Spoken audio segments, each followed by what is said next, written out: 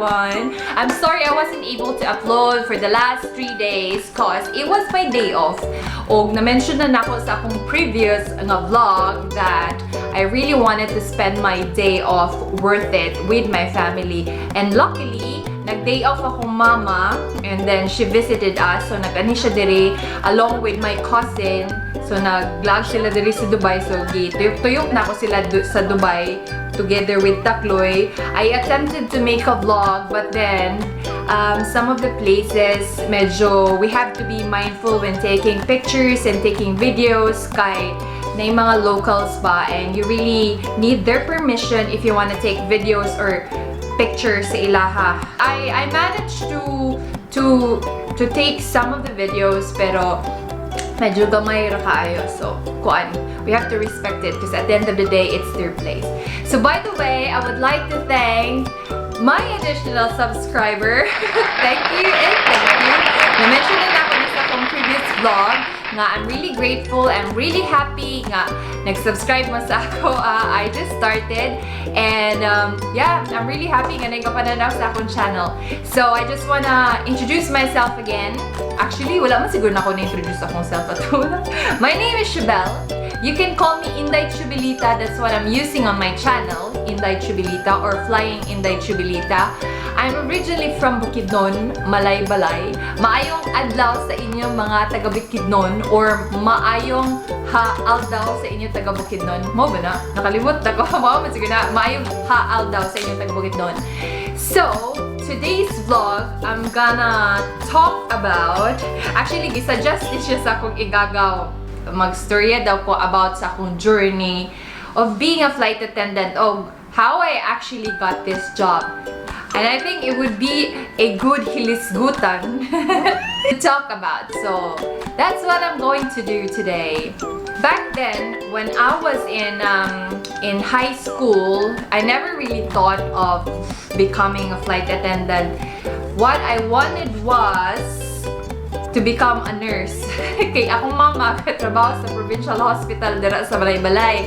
And that's what I always wanted ever since nagamay pa ko. Mao gyud na perminti ako gusto kay mao man akong makakita gasulod siya white uniform, and I really like the fact nga gasulod siya na nga kuan nga uniform. When I graduated in high school, akong duha ka magulang eskwela pa to sa Cagayan de Oro. They're taking up engineering. Dayon, it would be difficult for my mom to send me as well sa Cagayan de Oro. So we decided nga sa Bukidnon na lang ko magskwela sa Malay-Balay sa Bukidnon State.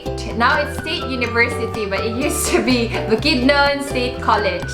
So, mo to akong decision na to una nga dito na lang, and it would be easier financial-wise, easier ra sa amo. So, dito na ko. So, I decided to take Bachelor of Arts major in English. Mga sa to kay preparatory course man siya. And then, eventually, I thought, like, after 2 years, I had na kung mag-proceed of nursing sa Cagayan de Oro. Okay, there was no nursing at Bukidnon State College before. More on education, raman na siya, ana. So, mo to ako decision. But then, after 2 years, ang financial stability na mo, dili man gyapon kayo maayo. So, I decided to just finish it kay, barato ra kayong tuition na itong una sa Bukidnon State University. I remember, 75 pesos ang per unit man ata. So, it's really easy. You know, you could really finish your studies if you really want to. Actually, back then, wala pa gid ko'y idea what is a flight attendant. Ang naghatag lang sa ako ng idea was my aunt who is currently working in Hong Kong. She happened to have a friend nga go-work sa Cathay Pacific. So siya tong sige encourage sa ako nga mahimong flight attendant. Based lang sa iyang gipanorya, giganahan ko kay. She said, okay, you'll be traveling around the world, tsada siya mga benefits, you will have your own place to stay, mayan na bitaw. So nainteresado sad ko. So moro to gato ko sa iya, okay, I'm gonna do that. I think it would be a really nice job to do. So I remember even in college nga na may mga essay atong una pasulaton me, what would you become after 10 years from now? Moto kong gisulat, I wanna be a flight attendant, blah blah blah. But disod man gid kayo mag-apply of flight attendant back then sa ako nga posisyon kay nako sa Bukidnon, and then majority of the hiring was done in Manila or in Cagayan de Oro. And of course, kinahanglan diya ka mamiliti, kinahanglan ka na place to stay dito kung moadto kag Cagayan or kung moadto kag Cebu or moadto kag Manila. So mo to wala na ko siya na proceed after na ako mag-college. After college, I decided to go and work in Cagayan de Oro. And luckily, I got the job. One of the first call center in Cagayan de Oro, one of the BPO company. Linked to support pa siya itong una, and now it's Concentrix. I was actually one of the pioneers. I joined May 2005 man ata when it initially started. Yes. And then nakasulod ko around May. Bago rin gito siya. Kato ang place we're in. Naka-feed sa ako of a lot of information about a flight attendant. Kay free man ng internet dito. Ay, musta ba? Pag-start ng good anak ng company, dili pa kay stricto. Wala pa kay mga limitation. Ga-set up pa sila sa ilang system. So, pag wala ko igabuhaton, if I'm not taking calls, I can browse around the internet. I remember I used to follow this girl from Etihad. She was blogging the places nga gaduan niya, ang iyang lifestyle. So, nagka-urge ko more o nagka-interest ko more nga mahimong flight attendant based lang on what she's actually telling. So, moto, nag-search ko sa tanan mga airlines. I've searched for Cathay Pacific, British Airways. I've searched for Gulf Air, Qatar, name it all, Emirates. I've searched them all.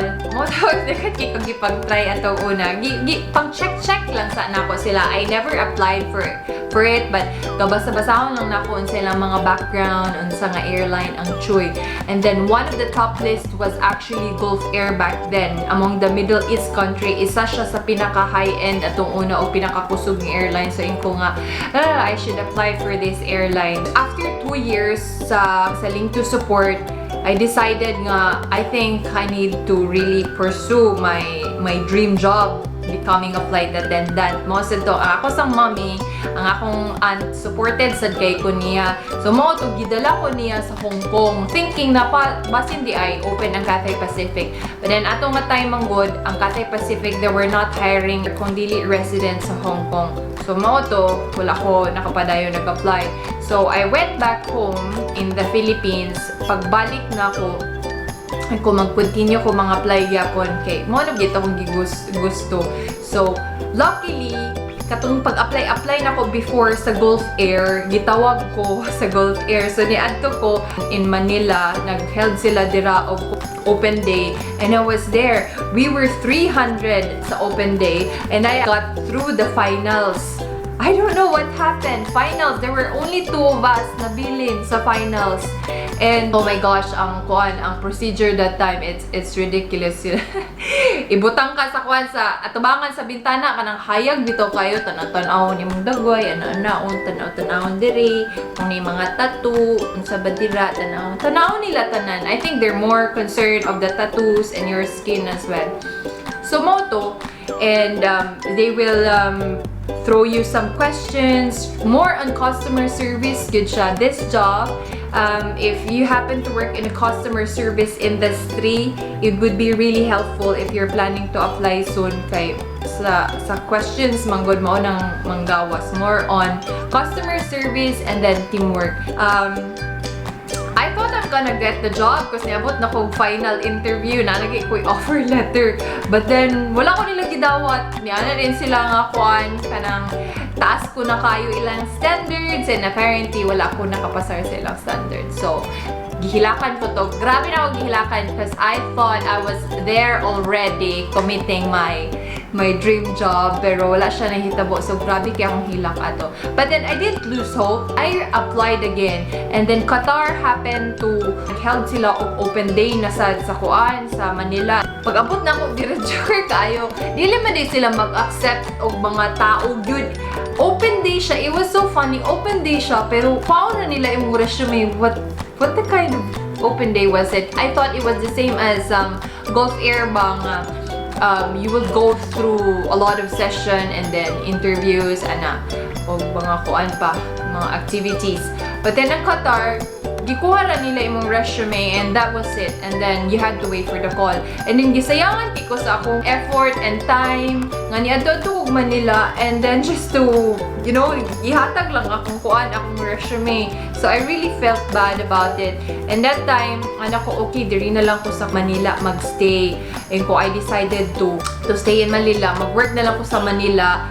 And then eventually mag-reapply na sad kasi it would be easier kay lisod man kayo kung ako sa Cagayan or either sa Malaybalay, lisod para sa ako mangita og kanang flight attendant ga job. So nag-apply ko og call center dito. I remember unsa man tong gi-applyan, Delman ata sa Manila. It was really funny kay sa Makati man to ba nadawat ko dito sa Del. I don't know, it was so, wala ko naanad sa kind of lifestyle sa Manila nga puro rush bitaw. Magdali-dali for minti, sakay jeep, magdali-dali for minti. Wala ko naanad anak nga life. And sige kuan place ako may nga, do I really want this job, blah blah blah.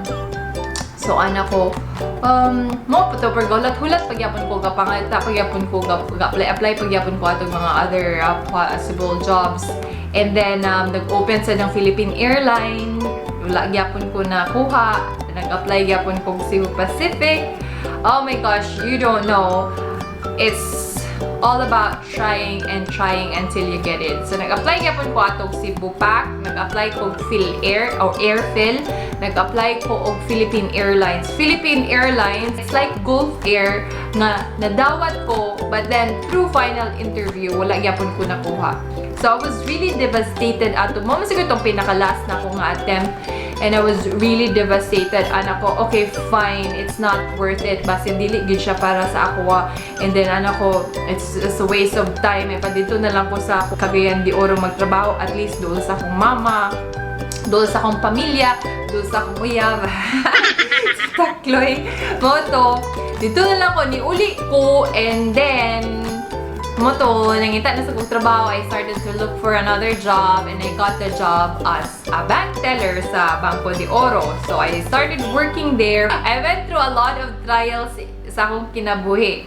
So, moto, after atong link to support, nagkuan ko, i-pursue na ako kung pag-flight attendant, wala inahitabo, dagan ko airlines, i-applyan, wala ko nakuha.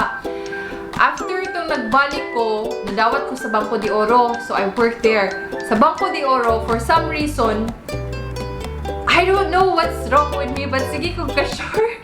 Even little money, mga skin, mga cents, ka-short ko. And then, the first one was 500. Kato na-deduct siya sa akong salary. The second time I had a deduction was na biktima kong kuan modus. $500. This foreigner, nagpabaylo siyang $500. For some reason, I thought nakuha na ko ang 500 and I actually gave him the exchange amount into peso. But then when we review it in the CCTV, wala na ko nakuha ang 500. Giana man din niya, gihatag niya, gikuha rin niya balik. It was so ridiculous. Anyway, I had to pay it in my own pocket. So, continue ko. Along the way, nagyapon ko yung mga shortage, mga ginagmay.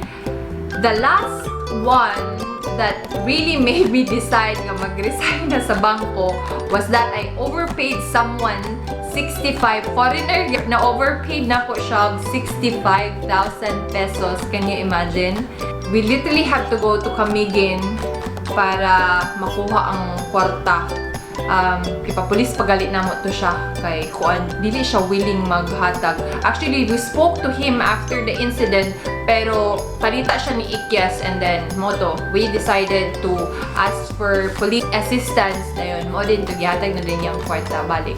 So akong mama ato nga time na siya pahawa na dira sa imong trabaho kay pohon dili ta nakamalukat dira. So moto nag-decide ko, okay, I'm gonna follow my mom in Abu Dhabi. Oh, I forgot to mention, a year after nagsulod ko sa Banco de Oro, akong mama nilarga sad sa UAE. She got a job sa Abu Dhabi, nurse. Ato nga time, wala na gid sa ako wala na sa ako nga mag-apply pag flight attendant because I thought it wasn't really meant for me. Kay nag-attempt na bi ako. and everything was a fail. So atong yato kong Abu Dhabi, I was applying for different job, actually related na gyapon sa bangko. Himo kay dito man ko bangko man ko gikan, so bangko ra gyapon ako mga target. Ana na ako mga call for interview. And then one of my aunt nga gatrabaho sa Dubai, si Tita Michelle. Hello Tita Michelle, kung nakadumdum ka. She was actually the one who encouraged me to apply for Emirates. Message ko niya, Bing, itry daw ang Emirates, Bing, kay nag-hiring sila karon. So mao to, it was really interesting kung para sa imuha, para gyud daw kuno sa imuha, because after all the things I've been through with this company, I applied online, and then they called me after 3 days. They invited me for the open day. Mo din to diretso na nag-apply ko, gitawag ko, blur na kay siya. It went so fast nga nakaabot ko sa final interview. We started with mga group discussion, and then you will go through assessment kung makaabot ka sa kuan kanang namoy kanang arm reach bitaw, if you can reach the hat rack mo nang pinaka-importante. Ang height, they have certain limitation pero dili ra kaayo, like even 5'4", 5'3". Nagi kong bakita nga mga mubo, as long as maabot nimo ang ilang gay paabot sa imuha, pwede ka nila kuhaon. The good thing about Emirates is they're not really into physical, more on personality man sila, of how you actually react to things and how you solve problems and how you work with teams. So mao na ang ilang kapangitaon. I'm really grateful nga nakuha nako ni nga trabaho. It opened a lot of opportunity for me.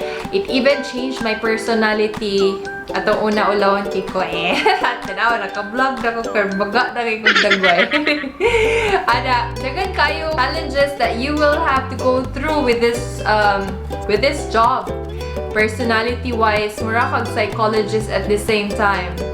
You would be working with different nationalities, with different backgrounds, with different kanang home backgrounds, how they were actually raised. Then a lot of times mag-clash mo. There are things that you've been practicing all your life, and then dili man day go work para sa ilaha. Ana bitaw dili mo magtugma. So kanang you will find your way how to balance yourself nga kanang maka-work nimo sila. So mao to for those people nga nag-apply and then wala na dawat, ayaw mo kakuan, ayaw mo ka-discourage, just keep applying and applying. But and I think ang kuan man sad kuan sa Emirates is actually 35. Ang age limit man siguro, you can still apply it. So you just keep on applying. You'll never know. I mean, there's always hope. Basta sa tao nga porsigido o dili mag-stop sa ilahang dream. This is a really challenging job, I have to say. All the things that they ask you during the interview, it applies on your job. Kung people-oriented ba ka, ganahan ba kang tao, do you really like traveling abroad, how you can cope up with stress, how you can cope up with fatigue, muna siya ang mga things na you will be experiencing in this job. Dili siya sa yun. It's not easy. There are a lot of times that I thought I would give up, but then eventually, anak ko sa akong self nga this job is a blessing. Like what I've said, it opened a lot of opportunity for me for my future, and it has enhanced my personality, the way I perceive things. It's completely different. Kaya syempre, you've been traveling around the world na, so it helped me a lot.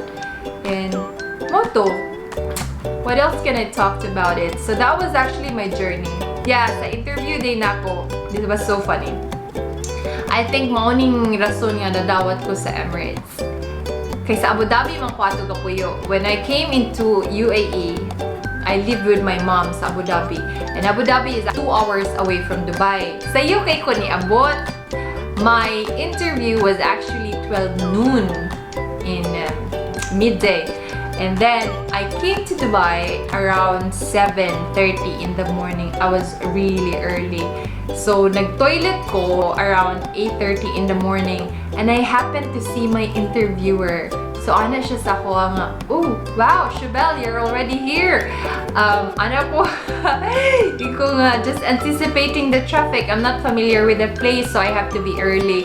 So, moto, I think it give me an edge sa, I don't know, sa iyang qualification or mayana kay I just realized now that I have this job, grabe ka-importante sa amo ang time. Grabe ka-importante. Malate lang ka 1 minute, wala na. You're gone. You cannot fly. And then they will sanction you like verbal warning. It will be a warning already. So you really have to be early all the time. 2 hours before departure, you have to be there. So you always have to plan your time. Mo na naanad ako na like planning sa time. Pero pag wala may trabaho, chill lang kayo. Chill. So, mo na siya. Thank you everyone for watching. I hope you enjoyed my stories. For those of you, mga girls, dira, gusto mag-apply ani nga trabaho, just be patient. Just keep applying and applying if you really want it. Ang key, dili raman ka mag-stop good, ana. And then you have to learn from your interviews. Ako mo itong naitabo sa kuha. I actually learned from my interviews. Sa kadaghan ako giagihan nga interviews. So mo ito, nagka-idea na ko ba kung unsa ang i-expect during the final interview or the open day. So mo ito, don't be discouraged kung wala mo na dawat sa inyong interview. Make it as an advantage, learning point ninyo nga next time mag-apply mo, na ano mo yung mga checklist kung unsa inyong dapat buhaton or dili buhaton. Ug makuha masad ma-practice inyong confidence ba every time you go to the interview. So the next time nga mag-adto mo sa inyong interview, build up inyong confidence. So muna, the only key is to just keep on going, don't stop. If you really wanted it, just go for it. Just keep applying and applying. Although it doesn't mean that you have to give up some of the things that what you're actually doing kung kailangan sa kamangitang trabaho. So while you're doing your job, at the same time, hunt and try to search online. Daghan na magud kayo karon mga platforms nga makatabang sa inyo unsaon pag-apply. At the end of the day, it's your personality. You have to showcase your personality. More on customer service, more on teamwork. Sila ganahan anang kana bitang pabida when you go to the interview and then you appear like you're better than everyone, kay gusto ka nga magpakitang gilas nga you're smarter than someone else, you're better than someone else. So it's not gonna work. You always have to be mindful about everyone inside the room. You have to work with them. Sa ani magud nga trabaho, imagine nami dagko kayo nga eroplano. We have this double-decker, we called it A380. There's 24 cabin crew. And then, different nationalities. There are 120 nationalities go work sa among company. So, every time you go on a flight, lahi-lahi imong mga kauban, ana. And you have to mingle with them. Kay, the end of the day, 8 hours flight, kamura dira sa tube. So, kinahanglan ka magpuan. Makigsurya sa ilaha or you have to work with them. So, mauna. Gatanawan nila how you could actually cope up and manage to work with other people. It's not an easy job. The real job is inside the tube, inside the aircraft, the 8 hours that you have to be in there. And then kasi kana dili man ninyo makita kay we don't really take pictures because it's not allowed. The only things you see is the places that we've been taking pictures of. But the real job of a flight attendant is naa sa kuan sa eroplano, which means it includes mga safety related. You have to be a doctor. You can be everything actually. You have to be a doctor, you have to be a nurse, paramedics, unsa pa dira. You have to be a policeman, you have to be a fireman. Inside the aircraft, you can be everything. Kay wala may lain dira. Kamo raman. Kamo ang giatasan nga mag-take care sa mga tao nga nasa aeroplano. So, you can be everything. Psychologist, doctor, name it. You can be everything inside the aircraft. So, for those people who are interested to apply for this job, I hope this helped you.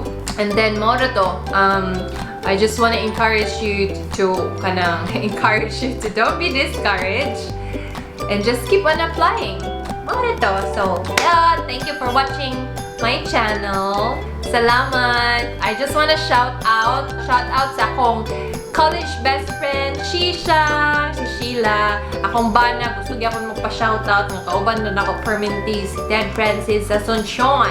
Shoutout sa imo dira.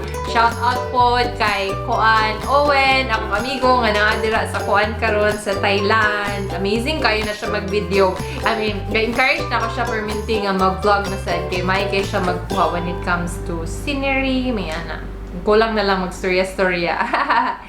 Okay, thank you everyone. See you again in my next vlog. I will bring you to Athens. Hopefully the weather would cooperate again so I can take a nice video. Alright, bye!